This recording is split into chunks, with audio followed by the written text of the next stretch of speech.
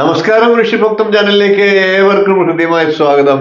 ഏതാനും ദിവസങ്ങളായിട്ട് കൊല്ലവർഷം 1200 ആണ്ട് ഓരോ നക്ഷത്രക്കാർക്കും എങ്ങനെയുണ്ട് എന്നുള്ളതാണ് വീഡിയോയിൽ പറഞ്ഞു വന്നിരുന്നത്.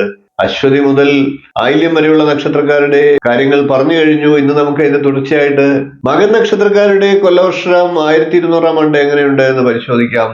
മകൻ നക്ഷത്രക്കാർ കേതൂർ ദശയിലാണ് ജനനം. 7 വർഷമാണ് കേതൂർ ദശ.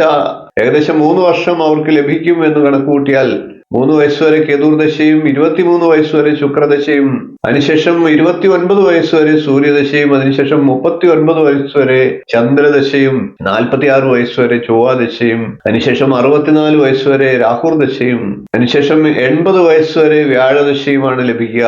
ശുക്രദശ, ചന്ദ്രദശ, രാഹുർ ദശ എന്നീ ദശാകാലങ്ങളാണ് മകൻ നക്ഷത്രക്കാരെ സംബന്ധിച്ച് കൂടുതൽ അനുകൂലമായിട്ടുള്ളത്. എന്നിരുന്നാലും വ്യാഴം അനുകൂലത്തിലാണെങ്കിൽ വ്യാഴദശയും അനുകൂലമായിട്ട് വരാം. ഈ ദശാകാലം പറഞ്ഞിട്ടുള്ളവർ നല്ല ദശാകാലത്തിലാണ് ഇപ്പോൾ നിങ്ങളുടെ അവസ്ഥയെങ്കിൽ കൂടുതൽ നല്ല ഫലങ്ങൾ ലഭിക്കുന്നതാണ്.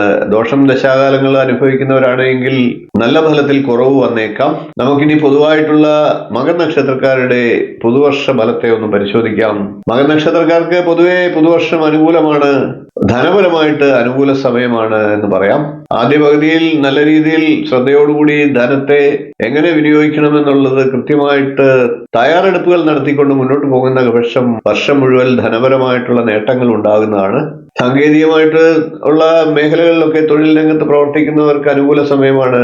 കൂടാതെ പത്രപ്രവർത്തകർക്കും അനുകൂല സമയമാണ്. സെയിൽസ് മേഖലയിൽ പ്രവർത്തിക്കുന്ന മകൻ നക്ഷത്രക്കാർക്കും കൂടുതൽ അനുകൂല സമയമാണ്. മെച്ചപ്പെട്ട അവസരങ്ങൾ മടിച്ചു നിൽക്കാതെ സ്വീകരിക്കേണ്ടതാണ്. പൂർണ്ണമായിട്ടും എല്ലാ ലഭിക്കുന്ന അവസരങ്ങളും പ്രയോജനപ്പെടുത്തണമെന്ന് സാരം. കഴിഞ്ഞ വർഷവുമായിട്ട് തട്ടിച്ചു നോക്കുമ്പോൾ ബിസിനസ്സുകാർക്കും കർഷകർക്കും ചെറുകിട വ്യവസായികൾക്കുമൊക്കെ കൂടുതൽ അനുകൂലപ്രദമാണ്. സർക്കാർ സർവീസുമായിട്ട് ബന്ധപ്പെട്ട എല്ലാ തലത്തിലും പ്രവർത്തിക്കുന്നവർക്കും കൂടുതൽ അനുകൂലമാണ്. കൂടാതെ കലാരംഗത്ത് പ്രവർത്തിക്കുന്ന മകൻ നക്ഷത്രക്കാർക്കും നേട്ടമുണ്ടാകുന്നതാണ്. വിവാഹ ആലോചനയൊക്കെ നടക്കുന്നവർക്ക് വിവാഹമൊക്കെ ചിലപ്പോൾ ഒന്ന് വൈകിയേക്കാം. എന്നാൽ വർഷത്തിന്റെ ആദ്യത്തെ പകുതിക്ക് ശേഷം വിവാഹത്തിന് സാധ്യതയും കാണുന്നുണ്ട്. കുടുംബജീവിതത്തിൽ ചില പ്രശ്നങ്ങളൊക്കെ ഉണ്ടായേക്കാം. അതൊക്കെ കരുതലോടുകൂടി മുന്നോട്ട് പോകേണ്ടതാണ്. സമചിത്തതയോടുകൂടിയും ശ്രദ്ധയോടുകൂടിയും കുടുംബജീവിതം മുന്നോട്ട് കൊണ്ടുപോവുക. യാത്രകളൊക്കെ പോകുമ്പോൾ വളരെ ശ്രദ്ധിക്കേണ്ടതാണ്. വർഷത്തിന്റെ ആദ്യ പകുതിയേക്കാൾ രണ്ടാം പകുതിയിലായിരിക്കും കൂടുതൽ അനുകൂല ഫലങ്ങൾ ലഭിക്കുക. സ്ത്രീകളായിട്ടുള്ള മകൻ നക്ഷത്രക്കാർക്കും പൊതുവെ അനുകൂല സമയമാണ്. കലാരംഗത്തും അധ്യാപന രംഗത്തും ഒക്കെ പ്രവർത്തിക്കുന്നവർക്ക് കൂടുതൽ നേട്ടങ്ങൾ ഉണ്ടാകുന്നതാണ്. എല്ലാ രംഗത്തും പൊതുവെ മകൻ നക്ഷത്രക്കാർക്ക് വർഷം മുഴുവൻ വിജയത്തിലേക്ക് കുതിക്കാൻ സാധിക്കുന്നതാണ്. ഒരു പുതിയ ഊർജം ലഭിച്ച രീതിയിൽ പ്രവർത്തിക്കാൻ മകൻ നക്ഷത്രക്കാർക്ക് കഴിയുന്നതാണ് എന്നർത്ഥം.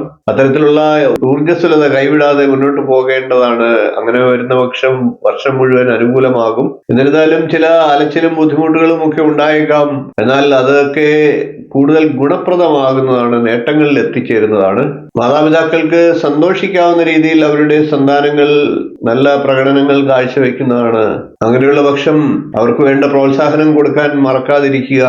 ഇത്രയും കാര്യങ്ങളാണ് മകൻ നക്ഷത്രക്കാരുടെ കൊല്ലവർഷം 1200 ആണ്ടിന്റെ സമ്പൂർണ്ണ നക്ഷത്രഫലമായി പറയാനുള്ളത്. വീഡിയോ ഇഷ്ടപ്പെട്ടുവെങ്കിൽ ഒന്ന് ലൈക്ക് ചെയ്യുക, ഷെയർ ചെയ്യുക, ചാനൽ ഒന്ന് സബ്സ്ക്രൈബ് ചെയ്യുക, നിങ്ങളുടെ അഭിപ്രായം കമന്റായിട്ട് അറിയിക്കുക.